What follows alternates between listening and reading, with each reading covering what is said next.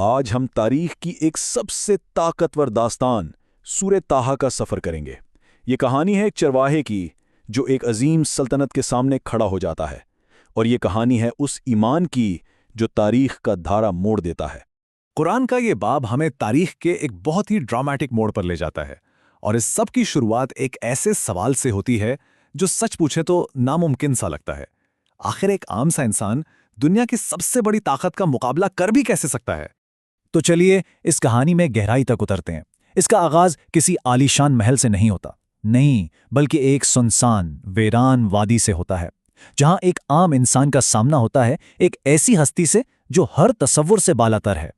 سوچئے، ایک ٹھنڈی رات ہے، موسیٰ اپنے خاندان کے لیے تھوڑی سی گرمی کی تلاش میں دور سے نظر آنے والی ایک آگ کی طرف بڑھتے ہیں، لیکن وہاں پہنچ کر انہیں صرف شعلے نہیں ملتے، بلکہ ایک ایسی الہی آواز سنائی دیتی ہے جو ان کی زندگی کو ہمیشہ کے لیے بدلنے والی تھی۔ اس جلتی ہوئی جھاڑی سے خود کائنات کا خالق براہ راست موسیٰ سے بات کرتا ہے۔ یہ کوئی خواب نہیں تھا، کوئی وہم نہیں، بلکہ ایک بالکل واضح حکم تھا، اور ایک ایسا مشن جو بظاہر بالکل ناممکن نظر آ رہا تھا۔ اور اس عظیم ذمہ داری کا بوجھ محسوس کرتے ہوئے موسیٰ اپنی انسانی کمزوری کا اعتراف کرتے ہیں۔ وہ طاقت اور رہنمائی کے لیے ایک ایسی دعا کرتے ہیں جو آج بھی صدیوں بعد کروڑوں دلوں میں گونجتی ہے۔ اور یہاں قیادت کا ایک بہت ہی اہم اصول سامنے آتا ہے۔ موسیٰ یہ کام اکیلے کرنے کی کوشش نہیں کرتے، وہ اپنے بھائی ہارون کو اپنا ساتھی بنانے کی درخواست کرتے ہیں، کیونکہ وہ جانتے تھے کہ بڑے بڑے کام شراکت داری سے ہی پورے ہوتے ہیں۔ تو اب الہی مدد کے ساتھ موسیٰ اور ہارون کو سامنا کرنا تھا اپنے دور کے سب سے طاقتور، سب سے متکبر اور سب سے ظالم حکمراں کا۔ یہاں آ کر کہانی کا مرکزی تصادم بالکل کھل کر سامنے آ جاتا ہے۔ ایک طرف ہے موسیٰ جو حقیقی الہی اختیار کی بات کر رہے ہیں، اور دوسری طرف ہے فرعون جو تکبر میں اتنا اندھا ہے کہ خود کو ہی سب سے بڑا رب کہتا ہے۔ یہ حق اور باطل کی سیدھی سیدھی جنگ تھی۔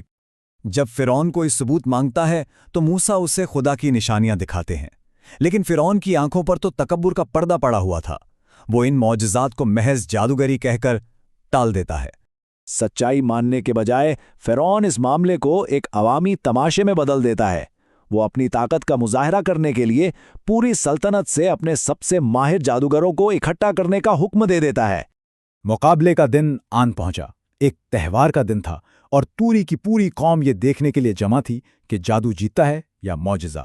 جادوگروں نے اپنی رسیاں اور لاٹھیاں پھینکیں، اور دیکھتے ہی دیکھتے ہزاروں سانپوں کا ایک خوفناک منظر کھڑا کر دیا۔ ایک لمحے کو تو موسیٰ کے دل میں بھی خوف آیا، لیکن خدا نے انہیں تسلی دی، اور پھر اسی کے حکم سے موسیٰ نے اپنی لاٹھی پھینکی، اور وہ لاٹھی ایک اصلی حقیقی سانپ بن کر ان تمام جھوٹے سانپوں کو ایک ایک کر کے نگل گئی۔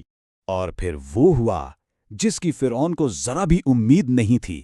اس کے اپنے جادوگر جو دھوکے کے سب سے بڑے ماہر تھے، وہ حقیقی طاقت کو پہچان گئے، اور سب کے سامنے اسی وقت سجدے میں گر گئے، اور موسیٰ اور ہارون کے رب پر ایمان لے آئے۔ اور پھر آخری فتح آتی ہے ایک بہت بڑے معجزے کی شکل میں۔ سمندر موسیٰ اور ان کے لوگوں کے لیے راستہ بنا دیتا ہے، لیکن جب فرعون اور اس کی مغرور فوج ان کا پیچھا کرتی ہے تو وہی سمندر ان پر واپس آ کر مل جاتا ہے، اور ظلم کی اس سلطنت کو ہمیشہ کے لیے غرق کر دیتا ہے۔ لیکن کہانی یہاں ختم نہیں ہوتی، سفر ابھی باقی تھا۔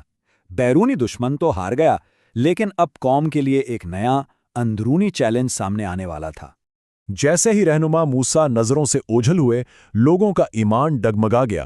وہ بھول گئے کہ کس نے انہیں فرعون سے نجات دی تھی، اور سامری کے بہکاوے میں آ کر سونے کے ایک بے جان بچھڑے کی پوجا کرنے لگے۔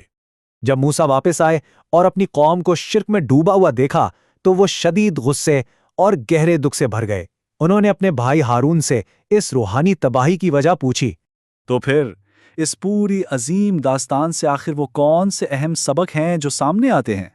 دیکھیے، یہ کہانی بتاتی ہے کہ اصل طاقت دنیاوی رتبے یا فوج سے نہیں، بلکہ ایمان سے آتی ہے۔ یہ سکھاتی ہے کہ باہر کے دشمنوں سے جیتنا تو صرف آدھی جنگ ہے، اصل لڑائی تو انسان کی اپنے اندر کی کمزوریوں سے ہوتی ہے۔ یہ صرف ایک تاریخی قصہ نہیں، بلکہ زندگی گزارنے کے لیے ایک مکمل رہنما ہے، اور یہی تو سورہ طٰہٰ کی لازوال طاقت ہے۔